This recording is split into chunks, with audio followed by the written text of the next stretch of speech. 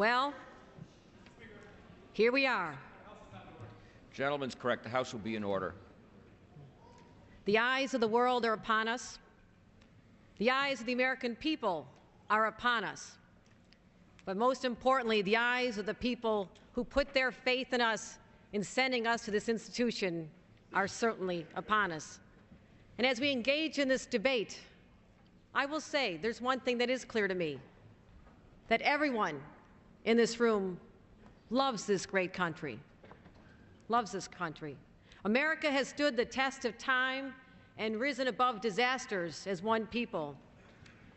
In the last decade alone, we've been rattled by wars, unprecedented natural disasters, the longest recession since World War II. And as we approach the 10th anniversary of 9/11, we are reminded of what we can do when we pull together. We are a resilient people. But, Mr. Speaker, never in this history has there been an intentional disaster perpetrated by the very people who were sent here to be the caretakers of this country.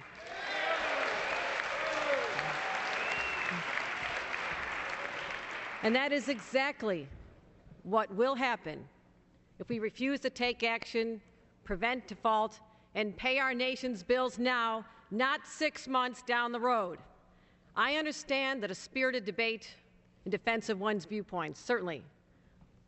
But when I look down at the copy of the Constitution that I keep on my desk, I thank God that our founding fathers had it in their hearts to give and take, and yes, compromise for what is in the best interests of this country.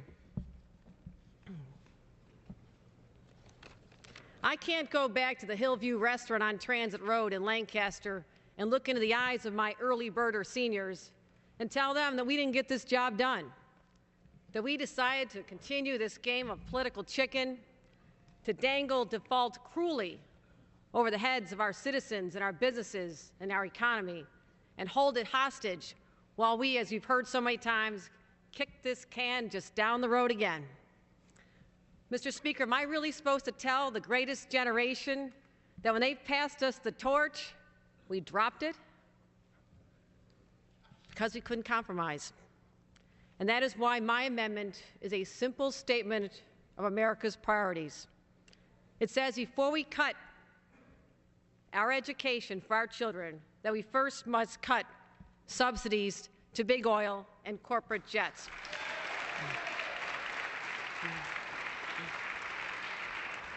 This amendment is one of our last chances to affirm the values that bind us as a nation.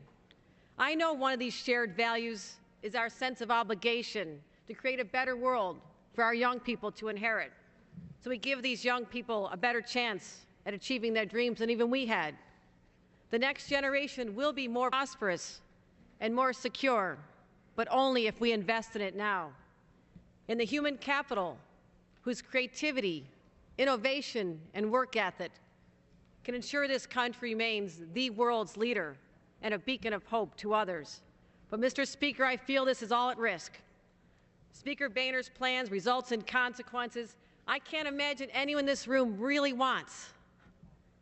On top of the unconscionable uncertainty and instability we'll leave our economy in with this temporary fix, we're putting at risk the investments in education that's so critical for our young people to compete with China and India and Europe on the global stage.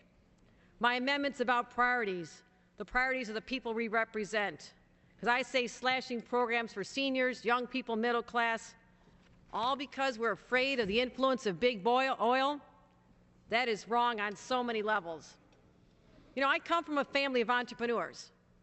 My mom started a small business. My father helped grow a business of 4 people to 3,200. I get it. I know what it takes, and I have tremendous respect for companies that have grown to be that size.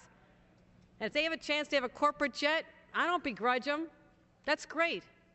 But in this time when we all agree that our deficit must be reduced, tell me why we can't ask them, big oil and people who have corporate jets, to give us a hand and help this great country that made them what they are today.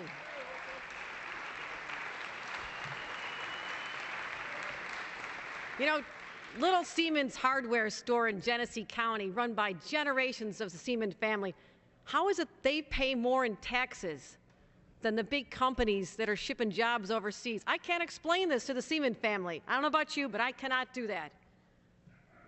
And you know what? My constituents are hurting in upstate New York. Some of them, at a time of huge corporate profits, can barely afford to fill the gas tank to go to their minimum wage job at the dollar store. There is one value we share, and that's fairness. It is fundamentally unfair. Time of the gentlelady has expired.